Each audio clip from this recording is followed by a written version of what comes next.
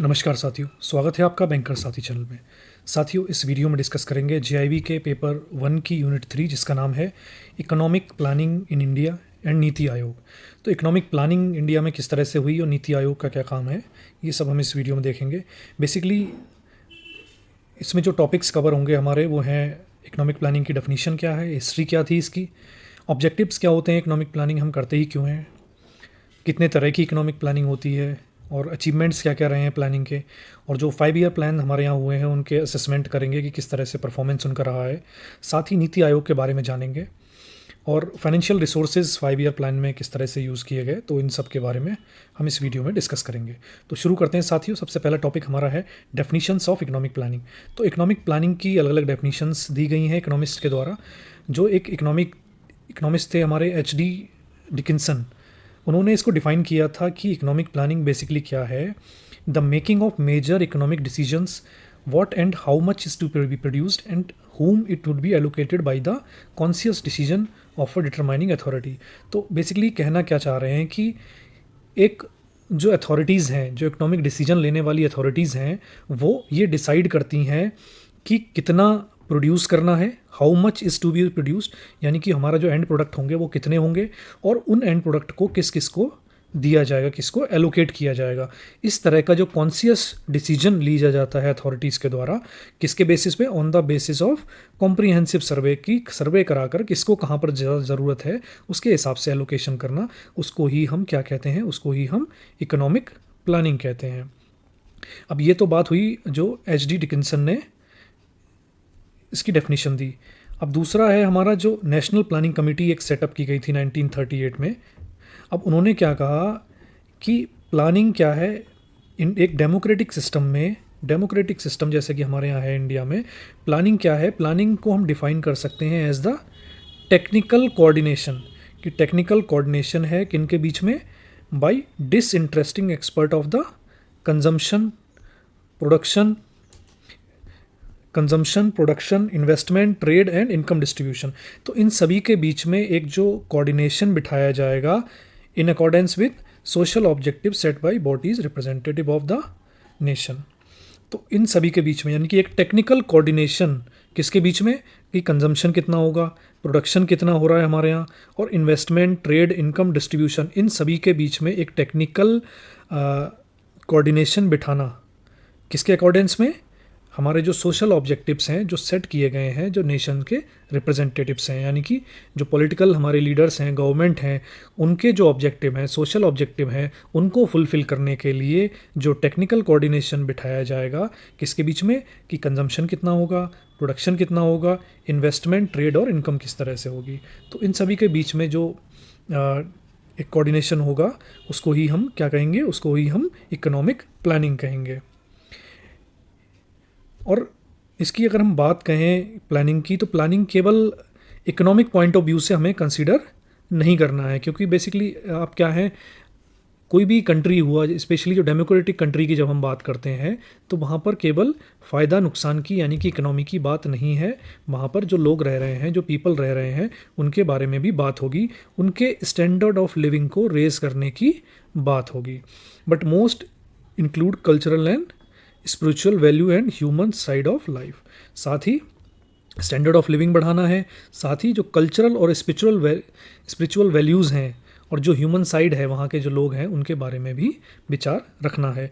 तो इन a nutshell अगर हम कहें तो प्लानिंग क्या है, प्लानिंग एक ऐसी स्किल है जहाँ पर हम किसी ये इस डिसीजन पे पहुँचते हैं, इस ऑब्जेक्टिव पे पहुँचते हैं कि रिसोर्सेज को किस तरह से हमें यूज़ करना है ना, किस तरह से यूज़ करना है, ताकि ना कि केवल हमारा इकोनॉमिक पर्पस जो है वही सॉल्व ना हो, साथ ही हमारे जो लोग हैं उनका स्टैंडर्ड ऑफ लिविंग भी बढ़े, उनके जो कल्चरल और स्पिरिचुअल वैल्यूज़ हैं उनको भी हम साथ लेके चलें। तो ये तो बेसिकली जो है इकोनॉमिक प्लानिंग की डेफिनेशन हो गई। नेक्स्ट हमारा आता है कि टाइप ऑफ प्लानिंग। अब प्लानिंग जो है, इकोनॉमिक प्लानिंग की बात कर रहे हैं, कई तरह की हो सकती है, डिपेंड करता है हमारा क्या है, कि हमारा गोल क्या है। अब टेरेस्ट्रियल पॉइंट ऑफ व्यू से अगर हम देखें जगह के हिसाब से, तो टेरेस्ट्रियल पॉइंट ऑफ व्यू यानी कि वो क्या हो सकती है, रीजनल हो सकती है, किसी एक रीजन में कन्फाइंड है, या फिर नेशनल है, यानी कि पूरे नेशन में है, किसी पर्टिकुलर नेशन को अगर हम लेके कोई प्लानिंग करते हैं साथ ही अगर पॉलिटिकल स्टैंड पॉइंट के हिसाब से देखें तो planning might be federal, federal मतलब यानी कि पूरे कंट्री की जो होती हैं, या फिर स्टेट और लोकल यानी कि स्टेट गवर्नमेंट की प्लानिंग। ये फेडरल हो गई सेंट्रल गवर्नमेंट की प्लानिंग, स्टेट गवर्नमेंट की प्लानिंग स्टेट लेवल पे हो गई, या जो हमारी लोकल गवर्नमेंट्स होती हैं उनकी प्लानिंग हो गई वो लोकल लेवल की प्लानिंग हो गई। तो इस तरह से भी हम इसको डिवाइड कर सकते हैं। It might be classified as a centralized और डिसेंट्रलाइज प्लानिंग, यानी कि जहाँ पर एक जगह डिसीजन लिए जाते हैं, प्लानिंग की जाती है, वो हमारी सेंट्रलाइज प्लानिंग हो गई, यानी कि सेंट्रल गवर्नमेंट ने डिसाइड कर लिया और वही स्टेट में इम्प्लीमेंट होगा। वही कंट्री के छोटे छोटे जो कस्बे हैं वहाँ सब जगह वहीं पर वही चीज़ें इम्प्लीमेंट होंगी। डिसेंट्रलाइज्ड में आ गया हमारे स्टेट को भी पावर दी हुई है, वो अपने हिसाब से प्लानिंग करें, और साथ ही जो लोकल गवर्नमेंट्स हैं, हमारी लोकल गवर्नमेंट बॉडीज़ हैं, उनको भी एम्पावर किया गया है, वो भी अपने इकोनॉमिक डिसीजन या प्लानिंग अपने लेवल पे अपने क्षेत्र के लिए कर सकते हैं। तो सेंट्रलाइज्ड या डिसेंट्रलाइज्ड हो सकती है। साथ ही टेम्पोरल स्टैंड पॉइंट के हिसाब से प्लानिंग माइट भी लॉन्ग टर्म और शॉर्ट टर्म। अब हम कितने दिनों की प्लानिंग कर रहे हैं, क्या हम केवल नियर टर्म की कर रहे हैं, 6 महीने साल भर की कर रहे हैं, या फिर लॉन्ग टर्म की प्लानिंग कर रहे हैं, 5 ईयर 10 ईयर इस तरह से कर रहे हैं। तो उस तरह से भी हम इसको डिवाइड कर सकते हैं। सिमिलरली प्लानिंग में भी sectoral as well as geographical, जिसमें सेक्टोरल प्लानिंग क्या करेगी कि किसी पर्टिकुलर एक सेक्टर पे, इकोनॉमी के एक सेक्टर पे फोकस करेगी, जबकि जो हमारी ज्योग्राफिकल हो गई उसमें वो पूरे ज्योग्राफिकल जो एरिया है उसके डेवलपमेंट की बात होगी, उसके कंटेक्स्ट में प्लानिंग की जाएगी। और रीजनल और नेशनल प्लानिंग थोड़ी इंपॉर्टेंट है। तो इसकी हम देखते हैं कि रीजनल प्लानिंग, जैसे कि हमने जाना था डेफिनेशन में, रीजनल मतलब एक पर्टिकुलर रीजन को लेकर कोई प्लानिंग की गई है, कुछ प्लान्स बनाए गए हैं, वो एक पर्टिकुलर रीजन में लागू होंगे। अब यूनाइटेड स्टेट में इस तरह की प्लानिंग की गई थी 1916 में, और वहाँ पर बहुत ज़्यादा ये सक्सेसफुल भी हुई थी, उनके जो गोल थे उनको अचीव करने में। तो ये इस तरह से हुआ था। ये यूनाइटेड स्टेट इसका एग्जांपल है जहाँ पर रीजनल प्लानिंग हुई थी। अब नेशनल लेवल की नेशनल प्लानिंग जो थी वो कहाँ पर यूज़ की गई, वो सोवियत यूनियन में यूज़ हुई, जहाँ की उन्होंने क्या किया, 5 ईयर प्लान्स बनाने शुरू करे, जो 1928 से 1933 पर तक हुआ। उसके बाद फर्द तो ये जो हमारे यहाँ जो यूज़ होती है वो नेशनल प्लानिंग होती है। यही 5 ईयर प्लान जो सोवियत में होते थे वही हमने, क्योंकि हमारी अगर आप स्टार्टिंग में देखें तो हमारा जो कंट्री था उसके सोवियत यूनियन के साथ बहुत अच्छे रिलेशन थे, और हमारी काफ़ी सारी जो डिसीजंस हैं, काफ़ी सारी पॉलिसीज़ हैं, वो सोवियत से इंस्पायर्ड हैं। तो हमने 5 ईयर प्लान भी वहीं से लिया हुआ है। तो इंडिया ने में भी क्या था, हमारे यहाँ के जो पॉलिटिशियंस थे, जो गवर्नमेंट्स थी, उनको भी यही लगा कि हमें क्या ज़रूरत है, हमें नेशनल प्लानिंग की ज़रूरत है, और उसी तरह से हमने फिर इसको आगे बढ़ाया है। अब इकोनॉमिक प्लानिंग, अब हम बात आ जाती हैं इंडिया के ऊपर। इकोनॉमिक प्लानिंग इंडिया में उसके क्या ऑब्जेक्टिव्स हैं। तो पहला तो हमारा यही है कि हमारी इकोनॉमी ग्रो करे। भाई हम इकोनॉमिक प्लानिंग कर ही इसीलिए हैं कि हमारी इकोनॉमी क्या करे, ग्रो करे। इकोनॉमी ग्रो करेगी, साथ में क्या होना चाहिए, पॉवर्टी एलिवेशन होना चाहिए, यानी कि लोग क्या होने चाहिए, गरीबी रेखा से बाहर आने चाहिए। ऐसा नहीं है कि केवल कुछ एक लोग सारा कमाई कर रहे हैं, इकोनॉमी तो ग्रो कर रही है लेकिन कुछ एक लोग ही, मुट्ठी भर लोग ही और अमीर होते जा रहे हैं, वही ग्रो करते जा रहे हैं। बट क्या होना चाहिए, पॉवर्टी एलिवेशन होना चाहिए, हमारे लोगों का स्टैंडर्ड ऑफ लिविंग बढ़ना चाहिए। साथ ही एम्प्लॉयमेंट जनरेशन होना चाहिए, नौकरी मिलनी चाहिए लोगों को, ज़्यादा से ज़्यादा लोग जो हैं वो बेरोजगार ना रहें, उनको नौकरी मिले। सोशल जस्टिस होना चाहिए और इनइक्वालिटी कम होनी चाहिए। सेल्फ रिलायंट इकोनॉमी हो, यानी कि हम ज़्यादा चीज़ों में दूसरों पर डिपेंडेंट ना रहें, हम अपने से खुद से प्रोडक्शन करें ज़्यादा से ज़्यादा चीज़ों का, हमारी डिपेंडेंस काफ़ी कम हो। मॉडर्नाइजेशन ऑफ द इकोनॉमी, हम नई नई टेक्नोलॉजीज़ का यूज़ करें और अपनी इकोनॉमी को मॉडर्नाइज़ करें। तो ये सारे जो हैं ऑब्जेक्टिव हैं इंडिया में प्लानिंग के। अब अगर हम हिस्ट्री में जाएं कि इकोनॉमिक प्लानिंग इंडिया में किस तरह से हुई, तो 1930s की अगर हम बात करें, 1930s में ये पॉलिटिकल एग्रीमेंट कर लिया गया था कि इंडिपेंडेंट इंडिया जो होगा वो कैसा होगा, एक प्लान्ड इकोनॉमी होगा। अभी तक क्या था, सब कुछ अनप्लान्ड तरीके से हमारा, जब इंडिया जब ब्रिटिशर्स के रूल चल रहा था उस समय ऐसा कुछ प्लान्ड इकोनॉमी टाइप की कोई चीज़ नहीं होती थी। तो 1930s में जब पॉलिटिकल एग्रीमेंट ये किया गया कि इंडिया जब इंडिपेंडेंट होगा उसके बाद में हम क्या करेंगे, एक प्लान्ड इकोनॉमी बनाएंगे, सही तरह से ग्रो करेंगे। तो अर्ली 50s में इंडिया ने इकोनॉमिक प्लानिंग शुरू कर दी गई थी। अब पोस्ट इंडिपेंडेंस ने एक बार जब हमारा देश आज़ाद हो गया तो सोशियो इकोनॉमिक प्लानिंग वो सीधे कैसे की गई, 5 ईयर प्लान के थ्रू माध्यम से की गई, जहाँ पर उनका क्या होता था, मिड टर्म रिव्यू भी होता था। In unusual years of war and other such crisis. अब कई बार क्या हुआ, नॉर्मली तो देखो 5 ईयर प्लान ही हमारे यहाँ होना था और वही लागू किए गए, बट कई बार बीच बीच में क्या हुआ, कुछ ऐसे इंसिडेंट्स हुए, वॉर हमारे जैसे कंट्री ने 2-3 बार लड़ाइयाँ लड़ी हैं, प्लस फेमाइंस आई और फ्लड वगैरह के केसेस में। तो उन सभी जब वहाँ पर ऐसा कुछ हुआ तो उस समय पे क्या हुआ कि प्लानिंग जो है थी वो इम्प्लीमेंट, 5 ईयर प्लान उस समय इम्प्लीमेंट नहीं हो पाए। वहाँ पर हमने एनुअल प्लान्स रिव्यू यूज़ किए और उसको हम क्या कहते हैं, उसको हम उस टाइम को हम प्लान हॉलीडे भी कहते हैं। अब ये तो चल रहा था हमारा 5 ईयर प्लान और प्लानिंग कमीशन, ये सारी चीज़ें चल रही थी। उसके बाद में 2015 में, जो हमारी 14 में जब नई गवर्नमेंट आई, तो उन्होंने 2015 में ये डिसाइड किया कि अब क्या होगा, एक नई संस्था बनाई गई जिसको हम क्या कहते हैं, नीति आयोग कहते हैं। नीति आयोग जिसकी फुल फॉर्म क्या है, national institute for transforming India, short में हम नीति आयोग कहते हैं।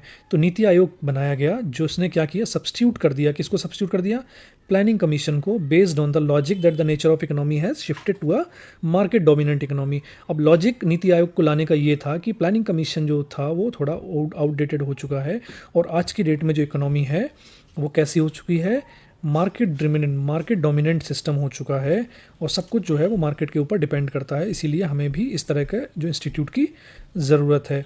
और दूसरा क्या कहा गया कि स्टेट जो है उनको राइट्स ज़्यादा देने चाहिए, उनको ज़्यादा उनकी जो है प्रायोरिटाइज़ करना चाहिए, उनकी ज़रूरतें जो हैं उनको ध्यान रखना चाहिए। तो इसीलिए इसको सब चीज़ों को ध्यान में रखते हुए एक नई संस्था का गठन किया गया जिसको हम क्या कहते हैं, नीति आयोग। अब साथियों हम एक बार 5 ईयर प्लान्स जो थे हमारे यहाँ जो यूज़ हुए हैं उनको एक एक करके देखते हैं कि वो किस टाइम पीरियड में आए थे, उनके ऑब्जेक्टिव क्या थे, और उनका एक असेसमेंट करके देखते हैं कि वो कितने सक्सेसफुल थे या कितने सक्सेसफुल नहीं रहे। तो पहला जो 5 ईयर प्लान था वो हमारा 1951 से 1956 तक चला। अब इसमें जो मेन ऑब्जेक्टिव जो इस प्लान के थे वो थे कि रिफ्यूज़ीज़ जो आए थे, क्योंकि हमारा आपको पता है कि भारत और पाकिस्तान का क्या हुआ था, विभाजन हुआ था, तो काफ़ी सारे लोग पाकिस्तान से इंडिया में आए थे उस समय, वो रिफ्यूजीज़ की तरह थे। तो उनका क्या होना चाहिए, जल्दी से रिहेबिलिटेशन होना चाहिए, उनको रहने की और खाने की, उनको बसाने की इंतज़ाम किया जाना चाहिए। साथ ही quick agriculture growth to attain food self sufficiency, जल्दी से एग्रीकल्चर की हालत बहुत ख़राब थी, एग्रीकल्चर जल्दी से ठीक करना है ताकि हम क्या कर सकें, एग्रीकल्चर में सेल्फ डिपेंडेंट हो सकें, बेसिकली सब लोगों को हम, अपने जो नागरिक हैं उनको हम खाना दे सकें।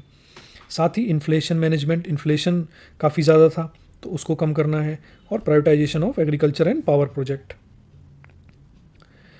तो इरिगेशन और पावर प्रोजेक्ट को लगाना है। अब इस प्लान में एम किया गया था कि 2.1% का हम ग्रोथ रेट अचीव करेंगे, लेकिन एक्चुअली में क्या है, हमने 3.6% के रेट से हम ग्रो हुए, तो ये ठीक था। Government was given an active role in all the economic areas. और साथ ही क्या हुआ, 5 आईआईटी भी इस्टेब्लिश कर किए गए थे इसी टाइम पीरियड पे। नेक्स्ट साथियों, सेकंड जो हमारा प्लान था वो था 1956 से 61 के बीच में। अब इस पॉलिसी में हम जो एम्फेसिस थी किस चीज़ पे थी कि फास्ट इंडस्ट्रियलाइजेशन हो।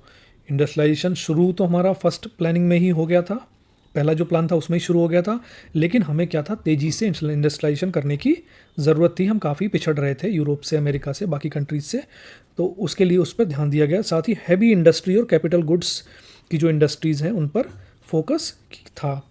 टारगेट ग्रोथ इसमें हमारी थी 4.5%, लेकिन एक्चुअल जो हुई वो 4.27% हुई। अब ये जो एडिक्वेटली नहीं हो पाई वो इसलिए था क्योंकि हमारे पास क्या थे, इनएडिक्वेट अवेलेबिलिटी ऑफ फॉरेन एक्सचेंज। हमारे जो फॉरेन रिजर्व थे वो हमारे पास काफ़ी कम थे, जितने होने चाहिए थे उससे काफ़ी कम थे।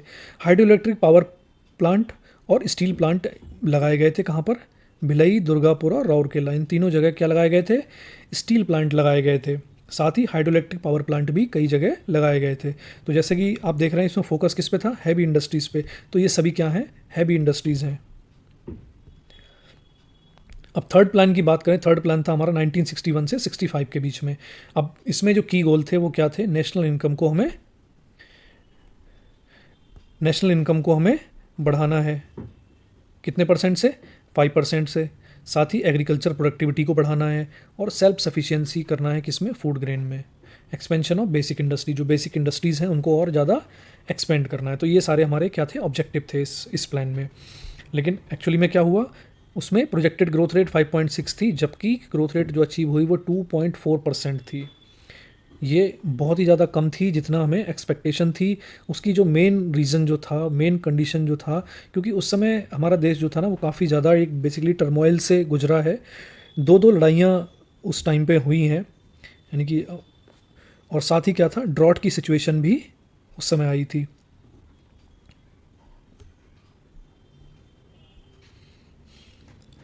अब इसके बाद में जैसे कि 1966 से 69 यानी कि 3 साल जो थे वो क्या थे, वो प्लान हॉलीडेज़ की तरह रहे। प्लान हॉलीडेज़ की तरह मतलब कि इस समय कोई भी 5 ईयर प्लान लागू नहीं किया गया, यहाँ पर एनुअल प्लान्स चल रहे थे। तो इन एनुअल प्लान का जो ऑब्जेक्टिव था वो बेसिकली फोर्थ प्लान में ही इनको इंटीग्रेटेड थे, और न्यू एग्रीकल्चर स्ट्रेटजी जो थी वो इम्प्लीमेंट की गई, जिसमें क्या था, distribution of high yielding seeds, variety, extensive fertilizer uses. तो ये सब चीज़ें बढ़ाई गई, इरिगेशन का बढ़ाया गया, सॉइल कंजर्वेशन मेजर्स को लाया गया, यानी कि मेन जो फोकस था वो कहाँ था, हमारा एग्रीकल्चर में ही था इन 3 सालों में भी। अब इसमें प्लान हॉलीडे इसलिए है क्योंकि यहाँ पर 5 ईयर प्लान आए नहीं थे, आपको पता ही है। और उसका रीज़न क्या था, रीज़न हम पिछली स्लाइड में डिस्कस कर चुके हैं, क्योंकि क्या था, हमारा चीन के साथ, पाकिस्तान के साथ उस समय लड़ाइयाँ हुई थी, साथ ही ड्रॉट की सिचुएशन भी काफ़ी ज़्यादा कंट्री में थी। चीज़ें जब सही हुई उसके बाद में हमारा क्या आया, फोर्थ प्लान आया। फोर्थ प्लान कब आया, 1969 से 74 के बीच में। और ये किस पे बेस्ड था, ये था हमारा गैडगिल स्ट्रेटजी के बेस पे, जहाँ पर स्पेशल एम्फेसिस किस पे दिया गया, ग्रोथ विद स्टेबिलिटी। केवल ग्रोथ नहीं चाहिए हमें, हमें ग्रोथ विद स्टेबिलिटी चाहिए, and progress towards self reliance, अपने ऊपर डिपेंडेंट, सेल्फ डिपेंडेंट की तरफ जाना है। Growth with stability and progressive achievement of self reliance were the major objective of fourth 5 year plan. तो यहाँ पर देखिए एक शिफ्ट हो रहा है, यहाँ पर सिर्फ ग्रोथ की बात नहीं हो रही है, growth with stability and progressive achievement of self Reliance. Growth के साथ क्या होगी, स्टेबिलिटी चाहिए हमें, साथ ही हमें सेल्फ रिलायंस भी बनना है, अपने ऊपर डिपेंड बनना है। ड्रॉट एंड द इंडो पाक वॉर इन 1971 और 72। अब दोबारा से भी इसमें क्या हुआ, ड्रॉट भी आया इस टाइम पे, और साथ ही क्या हुआ, इंडिया पाकिस्तान की वॉर भी हुई 71-72 में, जिससे क्या हुआ, compelled the economy of diversity capital causing a financial crunch for the plan. अब जब भी लड़ाइयाँ होती हैं या ड्रॉट होते हैं, इस तरह की जब चीज़ें होती हैं, तो वहाँ पर क्या हो जाता है, डाइवर्जन हो जाता है, फाइनेंशियल डाइवर्जन हो जाता है। फंड कहाँ मूव करता है, डिफेंस की तरफ, या और लोगों की जान बचाने की तरफ, भलाइयों उस तरफ चढ़ता है। तो उस समय ग्रोथ के लिए या इकोनॉमिक प्लानिंग के लिए जो प्रोग्राम्स थे, वो सारे प्रोग्राम्स के लिए क्या होता है, फंड ही अवेलेबल नहीं होते हैं। तो इसीलिए क्या हुआ, यहाँ पर जो ग्रोथ रेट टारगेट की गई थी वो 5.6% थी, जबकि अचीवमेंट जो था हमारा वो 3.3% था, काफ़ी कम था।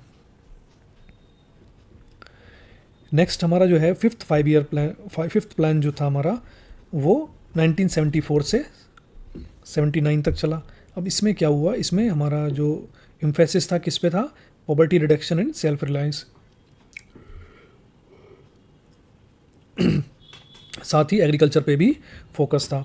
अब इसी टाइम पे क्या था, हमारी जो प्राइम मिनिस्टर थी वो श्रीमती इंदिरा गांधी जी थी, और उन्होंने क्या डिसीजन लिया था, उन्होंने एक बड़ा डिसीजन, मेजर डिसीजन लिया था कि 14 जो बड़े सरकारी जो बैंक थे उनको क्या करा था, नेशनलाइज कर दिया गया था। 14 जो मेजर इंडियन जो बैंक थे उनको क्या कर दिया, उनको राष्ट्रीयकरण उनका कर दिया गया था। और साथ ही क्या हुआ था, हमारा ग्रीन रेवोल्यूशन भी हुआ था, ग्रीन रेवोल्यूशन भी एग्रीकल्चर को बूस्ट किया था। और टारगेट ग्रोथ इस समय क्या थी, 5.2% थी, जबकि एक्चुअल अचीवमेंट हमारा कितना था, 5.5%, यानी कि जो हमने टारगेट को सरपास किया था। मेन रीजन क्या था हमारा, जो ग्रीन रिवोल्यूशन हुआ था। अब सिक्स्थ प्लान जो था 80 से 85 के बीच में था। इसमें स्ट्रेटजी जो थी, इसमें जो नारा दिया गया था वो क्या था, गरीबी हटाओ, और साथ में क्या था, फैमिली प्लानिंग। फैमिली प्लानिंग को बहुत ज़ोरों शोरों से गरीबी हटाओ का नारा दिया गया, साथ ही फैमिली प्लानिंग पे भी काफ़ी जोर दिया गया था, ताकि हम जो पॉपुलेशन ग्रो हो रही है हमारी बहुत तेज़ी से, उसको भी हम टैकल कर सकें। The plan begin with the target group strategy as well as the implementation of many national level programme and the schemes. तो बहुत सारे प्रोग्राम और स्कीम लागू किए गए थे इस समय, जो अलग अलग जो स्पेसिफिक प्रॉब्लम्स थी या एरिया ऑफ डेवलपमेंट थे उनको टारगेट करते हुए दिए गए थे। Most objectives were met with a 5.5% growth. तो ज़्यादातर जो ऑब्जेक्टिव थे इस प्लान के वो हमारे अचीव हो गए थे, साथ ही जो ग्रोथ निकल के आई थी वो 5% थी। सेवन्थ प्लान की बात करें तो वो 1985 से 1990 तक था। इसमें मेन जो ऑब्जेक्टिव था वहाँ पर growth in area such as boosting economic productivity, increasing food grain, creating job through the social justice. तो इसका जो मेजर जो प्लान था वो क्या था कि इकोनॉमिक एक्टिविटीज़ को हमें बढ़ाना है, फूड ग्रेन को बढ़ाना है, फूड ग्रेन यानी कि राइस व्हीट वगैरह जो है हमारे उनका प्रोडक्शन बढ़ाना है, और जॉब्स क्रिएट करनी है, जॉब्स क्रिएट करनी है ताकि ज़्यादा से ज़्यादा लोग क्या करें, रोज़गार कर सकें। साथ ही सोशल जस्टिस पर भी हमें ध्यान देना है।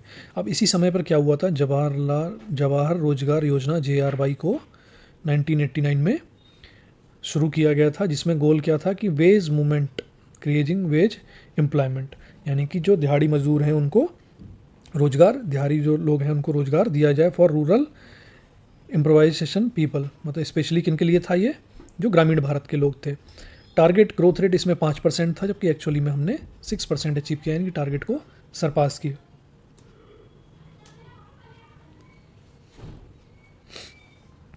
हमारा जो इसके बाद में साथियों 1989 से 1991 तक भी हमारे क्या रहे, एनुअल प्लान रहे। Eighth plan could not take pass due to the fast changing political environment at the centre. अब ये सेवन्थ प्लान के बाद में साथियों जो 89 और 91 का टाइम था, इस समय क्या हुआ था, काफ़ी ज़्यादा पॉलिटिकल टर्मोइल चल रहा था, कई सारे प्रधानमंत्री बदले जा रहे थे, कभी किसी की सरकार कभी कुछ, तो पॉलिटिकल स्टेबिलिटी की बहुत ज़्यादा यहाँ पर कमी थी, इसीलिए जो नेक्स्ट 5 ईयर प्लान था वो लागू नहीं किया जा सका। और एनुअल प्लान चले 89 से 91 तक, जिनका फोकस किस पे था, एम्प्लॉयमेंट और सोशल रिफॉर्म पे था। It mark the start of the privatization liberalization in India. और इसी के साथ क्या शुरुआत हुई, 1991 में प्राइवेटाइजेशन और लिबरलाइजेशन की शुरुआत इंडिया में हुई। अब एट्थ प्लान की बात करें जो 1992 से 1997 पर चला, इसमें हमारे ऑब्जेक्टिव थे कि रैपिड इकोनॉमिक ग्रोथ होनी चाहिए, रैपिड एक्सपेंशन इन एग्रीकल्चर, मतलब सब कुछ तेज़ी से चाहिए हमें, इकोनॉमिक ग्रोथ हमारी बहुत स्पीड से होनी चाहिए, धीरे धीरे वाली ग्रोथ नहीं चाहिए। साथ ही एग्रीकल्चर भी हमारा बहुत तेज़ी से ग्रो करे और एसोसिएटेड इंडस्ट्रीज़ जो हैं वो भी ग्रो करें। साथ ही rapid growth in manufacturing sector, manufacturing sector में, और एक्सपोर्ट इम्पोर्ट भी हमें बढ़ाना है। साथ ही ट्रेड और करंट अकाउंट डेफिसिट जो है उसको हमें क्या करना है, रिडक्शन उसमें करना है, उसमें उसकी कमी आनी चाहिए। ये ऑब्जेक्टिव थे इस एट्थ प्लान के, बहुत सारे, मतलब जो आप देखेंगे कि कई सारे ऑब्जेक्टिव थे। और इसका असेसमेंट इसका हम करें तो इसी समय क्या हुआ था, हमारे LPG पॉलिसीज़ जो हैं, लिबरलाइजेशन, प्राइवेटाइजेशन और ग्लोबलाइजेशन, इनको इम्प्लीमेंट किया गया था, LPG रिफॉर्म्स को इम्प्लीमेंट किया गया था। टारगेट ग्रोथ रेट 5.6% थी, जबकि एक्चुअली हमने क्या अचीव किया था, 6.7%। तो काफ़ी एग्रेसिवली यहाँ पर काम हुआ था, इकोनॉमी को ओपन कर दिया गया था, रिफॉर्म्स लाए गए थे, और उसी का रिजल्ट ये है कि जो हमारी टारगेटेड ग्रोथ रेट थी उससे हमने काफ़ी आगे बढ़कर परफॉर्म किया। नाइन्थ प्लान की साथियों बात करें तो इसका मेन ऑब्जेक्टिव था वहाँ पर, वो क्या था, growth with justice and equality, कि ग्रो करेंगे साथ ही हमें लोगों को क्या मिलना चाहिए, जस्टिस मिलना चाहिए और इक्वलिटी। तो यहाँ पर एम्फेसिस किस चीज़ पे था, बेसिक मिनिमम सर्विस, कि हर किसी को बेसिक मिनिमम सर्विस, मतलब कुछ दिन का काम जो है वो उसको मिलना चाहिए, बेसिक मिनिमम सर्विस मिलनी चाहिए। और additional central assistance for those services with the vision of attaining complete coverage of population in a time bound manner. तो एडिशनल क्या है, सेंटर की असिस्टेंस मिलेगी उन सर्विसेज में, और साथ ही एक विज़न क्या था कि सारे जो पॉपुलेशन है उसको कम्प्लीटली कवर हम इसके अंदर कर लेंगे। अब असेसमेंट इसका करें तो इसके हुआ क्या एक्चुअली में, ये तो हमारे ऑब्जेक्टिव थे, बट ऑब्जेक्टिव कितने फुलफिल हुए। The issue of physical consolidation became top priority for the first time. तो पहली बार ऐसा हुआ कि जो फिजिकल कंसोलिडेशन है, जो हमारा जो घाटा हो रहा है, करंट अकाउंट डेफिसिट वगैरह जो है, ये सब चीज़, इनका जो कंसोलिडेशन है वो क्या हुआ, टॉप प्रायोरिटी पे आ गया सरकार की, पहली बार ऐसा हुआ। Was introduce during an overall slow down in the economy caused by the south east Asian financial crisis. तो इस समय क्या था, ये नाइन्थ प्लान जब लाया गया था तो उस समय क्या चल रहा था, उस समय स्लो डाउन चल रहा था इकोनॉमी में, किसकी वजह, south east Asian financial crisis की वजह से। तो नाइन्थ जो प्लान था हमारा, उसमें 7.1 का जो है वो हमने टारगेट किया था ग्रोथ रेट, जबकि हमने 6.1 6.8 जो है वो अचीव किया। 10th प्लान जो था हमारा 2002 से 2007 तक था। इसमें टॉप प्रायोरिटी जो थी हमारी वो क्या थी कि हम स्ट्रॉन्ग ग्रोथ रेट अचीव करेंगे, रिड्यूस करेंगे पॉवर्टी बाई 5%, यानी कि हमारे जो पॉवर्टी अंडर पॉवर्टी जो लोग हैं उनकी संख्या जो है 5% के साथ कम हो जाएगी। Provide gainful and high quality employment, तो गेनफुल और हाई क्वालिटी एम्प्लॉयमेंट इनको प्रोवाइड करेंगे। एलिमिनेट, साथ ही क्या एलिमिनेट करेंगे हम, जेंडर इनइक्वालिटी। जो हमारे जेंडर इनइक्वालिटी है, मेल फीमेल में जो गैप, एक तरह से हम इनइक्वालिटी जो ट्रीटमेंट में उनके फ़र्क है उसको भी हम ट्रीट करेंगे, सेम ट्रीटमेंट दोनों को, कहीं भी उनसे भेदभाव नहीं किया जाएगा। साथ ही लिटरेसी रेट और वेज रेट जो है वो 50% कर देंगे 2007 तक। तो एक्चुअल ग्रोथ रेट जो आई थी वो 7.7% थी, जबकि हमने टारगेट कितना किया था 8.1%। तो ये साथियों जो थी वो 10th प्लान में ये हुआ था। अब 11th प्लान हमारा जो था वो 7 से 12 तक था, जहाँ पर प्राइमरी ऑब्जेक्टिव क्या थे कि achieve quicker and more inclusive growth. तो 11th प्लान में क्या था कि हम जल्दी से ग्रो करेंगे और इंक्लूसिव ग्रोथ, इंक्लूसिव ज़्यादा से ज़्यादा लोग उसमें ग्रोथ में पार्टिसिपेट करेंगे। तो असेसमेंट इसमें क्या हुआ, प्लानिंग कमीशन जो थी उन्होंने इनकी जो मीटिंग ग्रोथ एक्सपेक्टेशन थी उनको मीट करने के बारे में क्या थे, वो वरीड थे कि वो उनको लगता था कि अगर हम ऐसा करेंगे तो फिजिकल रिस्पॉन्स, मतलब उसमें शायद हम उन जो एक्सपेक्टेशंस हैं फास्ट ग्रोथ की उसको हम मीट ना कर पाएँ। क्यों, उसकी रीज़न में क्या लाया गया, physical responsibility and budget management act लाया गया। और इस समय क्या हुआ था, हमने 7.5% जीडीपी ग्रोथ अचीव की थी, जिसमें कि टारगेट क्या था 9% का। तो 9% आप देखिए काफ़ी हाई टारगेट सेट किया गया था, बट फिर भी 7.5 तक ही हम पहुंच पाए। और 12th 5 ईयर प्लान जो था 2012 से 2017 तक, वहाँ पर क्या था कि फास्टर और मोर इंक्लूसिव और sustainable growth was the under. तो सभी में साथियों आप देखोगे ना, तो जो रिसेंट वाले जो 5 ईयर प्लान है उनमें सभी में fast growth, inclusive growth, sustainable growth, इन सभी की बातें की जा रही हैं। एग्रीकल्चर प्रोडक्शन क्या होना चाहिए, 4% के साथ बढ़ जाना चाहिए। मैन्युफैक्चरिंग सेक्टर 10% के साथ में, साथ ही जो इलेक्ट्रिसिटी जनरेशन कैपेसिटी है वो हमारी 88,000 मेगावाट तक हो जाना चाहिए, उससे पार पहुंचनी चाहिए। तो ये सभी ऑब्जेक्टिव थे साथियों। और इसमें ग्रोथ रेट की अगर हम बात करें तो 8% का हमने टारगेट लेके चले थे, बट 6.7% ही अचीव कर पाए। अब ये सब तो साथियों 5 ईयर प्लान की बात हो गई। उसके बाद में हम आते हैं नीति आयोग पे। अब नीति आयोग एक काफ़ी इम्पॉर्टेंट जो है संस्था है हमारे देश में, जिसको 2015 में 1 जनवरी 2015 से इसको लागू किया गया था। एक रिजोल्यूशन सेंट्रल गवर्नमेंट ने, यूनियन गवर्नमेंट कैबिनेट ने पास किया था। और नीति आयोग बेसिकली क्या है, थिंक टैंक है, यानी कि गवर्नमेंट का थिंक टैंक है, विचार करने की वाली बॉडी है, जो क्या करती है, डायरेक्शनल और पॉलिसी सजेशंस देती है गवर्नमेंट को कि किस डायरेक्शन में काम होना है और पॉलिसीज़ किस तरह से बननी है, उसके बारे में सजेशन जो है ये बॉडी देती है। अब नीति आयोग जो है वो रिलेवेंट टेक्निकल असिस्टेंस देती है to the central and state in designing strategic and long term policies of the programme of the government of India. तो नीति आयोग केवल सेंट्रल गवर्नमेंट को नहीं, साथ में स्टेट गवर्नमेंट को भी स्ट्रेटजिक और लॉन्ग टर्म पॉलिसी इंप्लीमेंट करने में हेल्प करती है, उनको टेक्निकल असिस्टेंस प्रोवाइड करती है। अब नीति आयोग जो है उसके चेयरमैन होते हैं, जहाँ जो होते हैं प्राइम मिनिस्टर। साथ ही एक गवर्निंग काउंसिल होती है नीति आयोग की, जिसमें कौन होते हैं, चेयरपर्सन, यानी कि चेयरपर्सन तो हमारे प्राइम मिनिस्टर ही हो गए। एक्स ऑफिशियो मेंबर होते हैं नीति आयोग के, वाइस चेयरमैन होते हैं, फुल टाइम मेंबर होते हैं। इसके अलावा चीफ मिनिस्टर ऑफ स्टेट्स होते हैं, लेफ्टिनेंट गवर्नर होते हैं अंडमान निकोबार आइलैंड के, and special इन्वाइटीज़ of NITI Aayog. तो ये सभी लोग नीति आयोग के मेंबर होते हैं। अब नीति आयोग के साथियों फंक्शंस क्या हैं, to develop a shared vision of national development, prioritize sector and strategies with an active state participation in the light of national objective. तो एक शेयर्ड विजन तैयार करना और सेक्टर्स को प्रायोरिटाइज करना है ना, जहाँ पर हम एक्टिव पार्टिसिपेशन किसका हो, स्टेट का हो, स्टेट्स का हो, इन the light of national objective, जिससे कि क्या हो सके, हमारा जो ओवरऑल जो नेशनल राष्ट्रीय जो ऑब्जेक्टिव है, नेशनल ऑब्जेक्टिव है, उसको हम फुलफिल कर सकें। दूसरा क्या है हमारा, टू प्रमोट कोऑपरेटिव फेडरलिज्म। तो कोऑपरेटिव फेडरलिज्म बेसिकली क्या है, जो कि सेंट्रल और स्टेट जो है वो मिलकर काम करें, किसी भी चीज़ में कहीं भी डिफरेंसेस ना हो, उनके बीच में एक कोऑर्डिनेशन हो, तो उसी को हम कोऑपरेटिव फेडरलिज्म कहते हैं। ऑन कांस्टेंट बेसिस लगातार वो चले, और ऑर्गेनाइज सपोर्ट प्रोग्राम और प्रोसेस जो है वो चले किसके साथ में, स्टेट के साथ में। Understanding that strong state make का स्ट्रॉन्ग नेशन, मतलब उनकी जो पॉलिसी है वो इस तरह से है, इस तरह की सोच है कि अगर स्टेट स्ट्रॉन्ग होंगे तभी नेशन भी स्ट्रॉन्ग होगा। To ensure that national security consideration are included into economic strategy and policy. तो इकोनॉमिक स्ट्रेटजी और पॉलिसी में क्या किसको इंक्लूड करना है, नेशनल सिक्योरिटी कंसिडरेशंस को, नेशनल सिक्योरिटी के जो कंसर्न है उनको हमें इसमें इंक्लूड करना है। साथ ही गाइडेंस देनी है, collaboration between important stakeholder, like minded जो लोग हैं, थिंक टैंक हैं, नेशनल लेवल पर और वर्ल्ड वाइड लेवल पर जो ऑर्गेनाइजेशंस हैं उनको भी, उनके साथ भी कोलैबोरेट करेंगे, उनके साथ में मिलके काम करेंगे।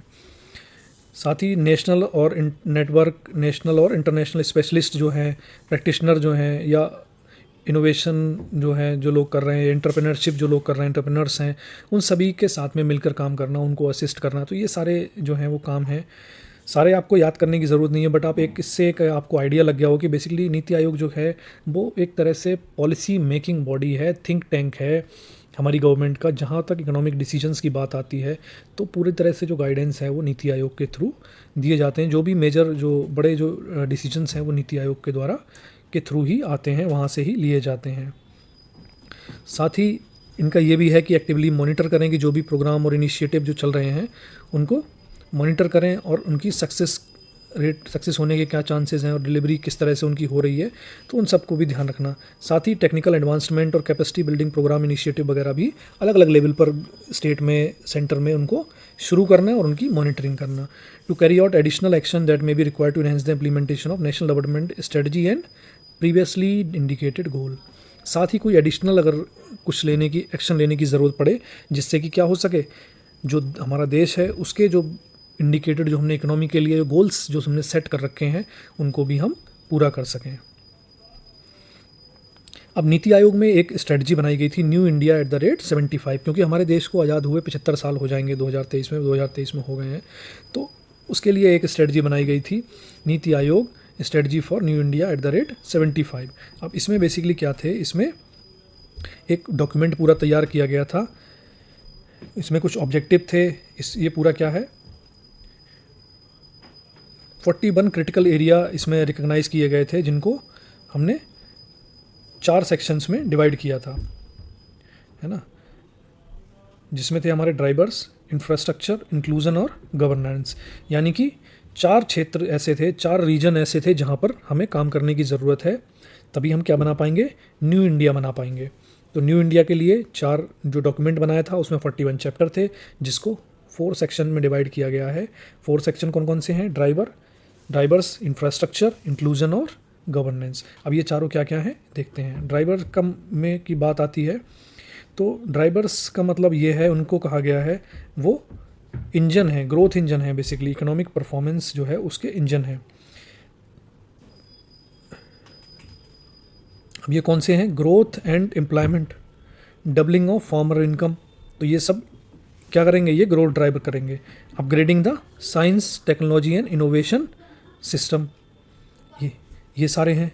साथ ही promoting sunrise sector like fintech and tourism, तो ये सभी जो हैं ग्रोथ ड्राइवर्स की तरह इनको कहा गया है। ये जो हमारे जो एरिया हमने आइडेंटिफाई किए हैं, गवर्नमेंट ने, नीति आयोग ने आइडेंटिफाई किए हैं, है ना। नेक्स्ट इसमें था इंफ्रास्ट्रक्चर, तो 11 चैप्टर जो हैं, 11 चैप्टर जो थे वो किसको डेडिकेटेड हैं, वो इंफ्रास्ट्रक्चर को है। साथ ही इंफ्रास्ट्रक्चर जो है बहुत ज़्यादा इंपॉर्टेंट होता है, क्योंकि इंफ्रास्ट्रक्चर से ही क्या होता है, ये हमारे जो बिज़नेस हैं उनकी कम्पिटिटिवनेस बढ़ाता है और हमारे जो सिटीजन्स हैं उनकी ईज़ ऑफ लिविंग करता है। इंफ्रास्ट्रक्चर अगर अच्छा होगा, यानी कि सबको घर मिलेगा, रोड्स हमारे अच्छे होंगे तो हमारा ट्रेड बढ़ेगा। मतलब इंफ्रास्ट्रक्चर की इंपॉर्टेंस कंट्री के डेवलपमेंट में काफ़ी ज़्यादा है। तो इस हेड के अंदर जो रिकमेंडेशंस थी वो इस तरह से थी कि एक रेल डेवलपमेंट अथॉरिटी बनाई जाएगी आरडीए के नाम से, जिसका मेन फंक्शन जो होगा वो एडवाइजरी बॉडी बेसिकली होगी, जो इन्फॉर्म डिसीजन, ताकि इन्फॉर्म डिसीजन लिए जा सकें, किसके लिए, इंटीग्रेटेड, ट्रांसपेरेंट और dynamic pricing mechanism for the railways, तो उसके लिए आरडीए की गठन किया जाएगा। Doubling the share of freight transport and coastal shipping and inland waterways, initially visibility gap finding will be provided until the infrastructure is fully developed. तो basically यहाँ पर क्या है, यहाँ पर ये कहना चाह रहे हैं कि हमारे जो कोस्टल शिपिंग होती है, या इनलैंड वाटरवेज के थ्रू जो चीज़ें, यानी कि जो स्पेशली जो माल ढुलाई जो होती है पानी के मार्ग के द्वारा, उसको हमें अभी बहुत ज़्यादा कम है, उसको हमें एटलीस्ट क्या करना है, डबल करना है। और जहाँ भी हमें गैप मिलेगा उसको हमें आइडेंटिफाई करना है, उसको डेवलप करना है। Developing an IT enabled platform for engage integrating different mode of transport and promoting multi model and digitised mobility. Mobility पे काफ़ी ज़्यादा ध्यान देना है, ट्रांसपोर्ट पे काफ़ी ज़्यादा ध्यान देना है। एक IT इनेबल्ड प्लेटफॉर्म बनाना है जिसमें कि डिफरेंट मोड ऑफ ट्रांसपोर्ट जो है उनको क्या करना है, इंटीग्रेट करना है। साथ ही क्या है, एक जो हमारा इसमें जो था मेजर, वो था कि Bharat Net programme. Bharat Net programme में क्या था कि 2019 से में जो था उसमें क्या था कि सभी जो ग्राम पंचायत हैं उनको क्या करा जाएगा, डिजिटली कनेक्ट किया जाएगा। उनको डिजिटली कनेक्ट किया जाएगा जिससे कि क्या होंगी, सारी जो गवर्नमेंट सर्विसेज हैं, जो भी गवर्नमेंट नए नए प्रोग्राम बनाती है स्पेशली रूरल इंडिया के लिए, वो स्टेट के लिए, डिस्ट्रिक्ट के लिए और ग्राम पंचायत लेवल पर डिजिटली वो पहुँचाए जा सकें, जल्दी ज़्यादा से ज़्यादा लोगों को उनका फ़ायदा मिल सके। तो ये तो इंफ्रास्ट्रक्चर के अंदर आते थे। तीसरा हमारा जो इसका जो सेक्शन था वो था इंक्लूजन। इंक्लूजन की अगर हम बात करें, inclusion deal with the urgent task of investing in the capability of Indian citizens. जो इंडियन सिटीजन्स हैं हमारे, उनकी कैपेबिलिटीज़ को इन्हेंस करना है, उनके अंदर डेवलपमेंट करना है, उनकी स्किल्स को बढ़ाना है। इसमें बेसिकली 3 जो थीम थी उसमें क्या था, revolve around the dimensions of the health, education और planning in India and main streaming of traditional marginalise section of the population. तो इसमें क्या करना है, हमें काम करना है हेल्थ पे, एजुकेशन पर, और इंडिया में इस तरह से प्लानिंग करनी है। साथ ही जो मार्जिनलाइज सेक्शंस हैं पॉपुलेशन के, जो एक तरह से साइडलाइन किए हुए हैं, जिनका रोल बहुत कम है, उनको भी हमें मेन स्ट्रीम में लाना है। तो की रिकमेंडेशन जो इंक्लूजन के अंदर जो थे इस हेड के अंदर, वो ये थे कि successfully implementing the Ayushman Bharat programme. Ayushman Bharat programme को हमें सक्सेसफुली इम्प्लीमेंट करना है, जिसके तहत क्या करना है, 1,50,000 जो हमें हेल्थ और wellness centre across the country बनाने हैं, जिनको हम क्या कहेंगे, अंडर द प्रधानमंत्री जन आरोग्य अभियान। दूसरा क्या है, creating a focal point for public health at the central level with state counter parts promoting integrated medicine curriculum. तो जो पब्लिक हेल्थ के लिए सेंट्रल लेवल पर और स्टेट काउंटर पार्ट के साथ मिलकर इंटीग्रेटिव मेडिसिन करिकुलम भी एक बनाना है। तीसरा है हमारा quality of school education. School education की जो क्वालिटी है, सिस्टम है, स्किल्स हैं, उनको बढ़ाना है। Inclusion of creation of new innovation ecosystem at the ground level by the establishing at least 10,000 Atal tinkering lab by 2020। Conceptualisation and electronic national education registry by tracking each child's learning outcomes. तो Atal tinkering labs 10,000 बनाई जाएंगी 2020 तक। तो ये सारी चीज़ें थीं, और स्कूल एजुकेशन सिस्टम को इसके थ्रू बूस्ट किया जाएगा। सभी जो छात्र छात्राएं हैं उनके जो लर्निंग्स हैं, उनका आउटकम जो है उनको ट्रैक किया जाएगा। Providing push to affordable housing in urban area. Urban area में अफोर्डेबल हाउसिंग को एक पुश दिया जाएगा, ज़्यादा से ज़्यादा लोगों को जो है घर अपना मिल सके। नेक्स्ट हमारा जो था इसमें जो नीति आयोग @75 में जो था, वो था हमारा गवर्नेंस। गवर्नेंस पर भी ध्यान दिया जाएगा। Fourth and final section on the governance. अब ये क्या करता था कि गवर्नेंस स्ट्रक्चर को किस तरह से स्ट्रीमलाइन किया जाए, है ना, कैसे प्रोसेसेस को ऑप्टिमाइज़ किया जाए और बेटर डेवलपमेंटल ऑब्जेक्टिव जो हैं वो अचीव किए जाएँ। तो गवर्नेंस में किस तरह से इंप्रूव किया जाए, इसके बारे में भी सजेशंस दिए गए थे। इसमें implementing the recommendation of second administrative reforms commission. तो सेकंड ARC जो थी, उनकी जो रिकमेंडेशन थी, उनको इम्प्लीमेंट कर दिया जाए as a prelude to the appointment of successor for designing reforms in the changing. तो इतने जो नेक्स्ट सक्सेसर उनका आए, उससे पहले क्या है, सेकंड ARC की जो रिकमेंडेशन थी एडमिनिस्ट्रेटिव रिफॉर्म्स की, वो उनको लागू कर दिया जाए। तो ये थी। साथ ही एक न्यू ऑटोनोमस बॉडी बनाया जाए, जिसको हम क्या कहेंगे, arbitration council of India, to grade arbitration institution and arbitration to make arbitration a process cost effectively and speedy to pre-attempt the need of court intervention। तो कोर्ट के इंटरवेंशन को कम से कम करें और एक ऑटोनोमस एक बॉडी बनाया जाए, जहाँ पर आर्बिट्राइजेशन काउंसिल ऑफ इंडिया और वो इस तरह की जो आर्बिट्राइजेशन की प्रोसेस है वो कॉस्ट इफेक्टिव हो जाए और क्या हो जाए, और स्पीडी हो जाए। Addressing the backlog of pending case, shift part of the workload for regular court system. साथ ही जो रेगुलर जो हमारे कोर्ट सिस्टम है, जो लॉ सिस्टम है, उनमें जो बहुत सारे केसेस की पेंडेंसी है उनको भी शिफ्ट किया जाए, उनके एक पार्ट को, उनके वर्कलोड को शिफ्ट किया जाए। एक्सपेंडिंग द स्कोप ऑफ स्वच्छ भारत मिशन जो है हमारा, उसके स्कोप को भी बढ़ाया जाए। उसमें क्या क्या जोड़ा जाए, उसमें initiative for landfills, plastic waste और municipal waste generating wealth from the waste, ये सभी भी इसमें हमें इंक्लूड करना है। अब इन सभी कामों को करने के लिए जो फाइनेंशियल रिसोर्सेज, इकोनॉमिक प्लान हमारे बहुत सारे हो गए, हमने देख लिया, नीति आयोग के प्लान भी बहुत सारे हैं। अब इनको लागू करने के लिए जो पैसा है, पैसा चाहिए हर एक प्रोग्राम को, किसी को लागू करने के लिए, वो कहाँ से आता है? तो इंडिया में बेसिकली 3 की सोर्सेज हैं फंड जहाँ से मिलता है। पहला है हमारा डोमेस्टिक बजटरी सोर्सेज, जो हमारे टैक्स वगैरह जो हमारे नागरिकों से आते हैं, जो इनकम गवर्नमेंट की होती है वहाँ से। दूसरा है डेफिसिट फाइनेंसिंग। तीसरा है हमारा फॉरेन असिस्टेंस। तो ये तीनों क्या हैं वो हम देखते हैं। अब डोमेस्टिक बजटरी सिस्टम जो है मेन हमारा जो है वो यही है, ये सबसे ज़्यादा कंट्रीब्यूट करता है, किसको फाइनेंस करता है, हमारे प्राइमरी रिसोर्स यही है। हमारे जो प्रोग्राम जो भी रिसोर्स जो है गवर्नमेंट का, वो मेन रिसोर्स यही है। और इसमें भी सबसे मेन जो है सिग्निफिकेंट है वो कौन सा है? टैक्सेशन। जो सरकार अलग अलग जगह से टैक्स कलेक्ट करती है, वही सबसे बड़ा इनकम का सोर्स है। उसके अलावा रेवेन्यू जो है एडिशनल डोमेस्टिक फिजिकल रिसोर्सेज से आता है, जैसे कि पब्लिक बोरोइंग है, small saving, public enterprise surplus also contribute significantly. तो ये सभी भी करते हैं। It is the central share in the 5-year plan as well as assistant provided by the state for the 5 year। तो ये सभी वो हैं जिसमें सेंट्रल का शेयर रहता है, साथ ही स्टेट का शेयर भी होता है। तो मेन जो है वो साथियों डोमेस्टिक बजटरी सोर्स है, उसमें भी जो मेन है हमारा वो क्या है? वो टैक्सेशन है, जो अलग अलग डायरेक्ट और इनडायरेक्ट टैक्स जो गवर्नमेंट वसूल करती है। नेक्स्ट आता है हमारा डेफिसिट फाइनेंसिंग। अब डेफिसिट फाइनेंसिंग का मतलब ये है कि सरकार जब खर्चा ज़्यादा कर रही है, deficit financing can happen when the total income of the government, यानी कि रेवेन्यू अकाउंट और capital account, falls below it's total expenditure. खर्चा ज़्यादा कर रहे हैं, इनकम हमारी कम है। खर्चा 1 रुपया, आमदनी 98। तो आमदनी 98 है, खर्चा 1 रुपया कर रहे हैं, तो बीच का जो 98 जो कम पड़ेगी उसको हम कहाँ से फाइनेंस, उसको भी हम कहीं से फाइनेंस करेंगे, वो पैसा कहीं से लाएंगे, उसको ही हम क्या कहते हैं? Deficit financing. जो डेफिसिट हुआ हमें 50 पैसे का, उसको हमने फाइनेंस किया, उसको हमने कहा डेफिसिट फाइनेंसिंग। तो डेफिसिट फाइनेंसिंग में क्या है? Borrowing from public and foreign government. अब सरकार या तो किससे लेगी? पब्लिक से बोरो करेगी या बॉन्ड वगैरह जारी करके, या फिर फॉरेन गवर्नमेंट से उठाएगी पैसा। Withdrawing cash balances held at with the RBI. RBI के पास में काफ़ी जो कैश बैलेंसेज होते हैं, रिजर्व्स होते हैं, या तो वहाँ से पैसा उठाएगी सरकार, बोरोइंग फ्रॉम द आरबीआई, या फिर उससे आरबीआई से बोरो भी कर सकते हैं। तो ये सभी तरीके हैं डेफिसिट फाइनेंसिंग के।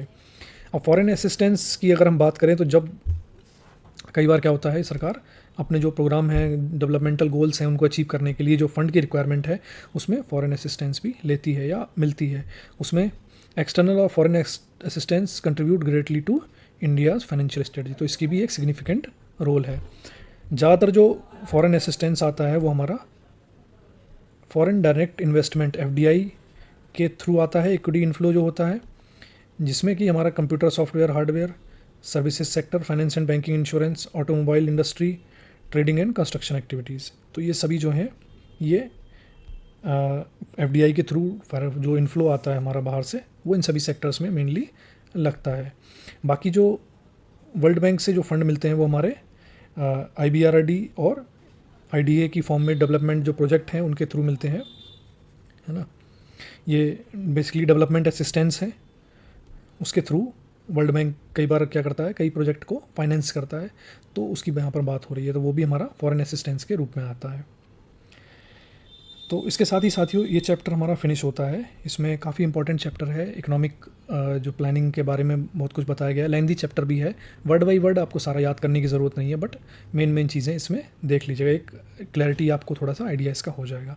अब इसमें जो हमारी बुक में 3 क्वेश्चन भी दिए हुए हैं, तो वो हम एक बार देखते हैं, थोड़ा सा रिफ्रेश हमारी नॉलेज होगी।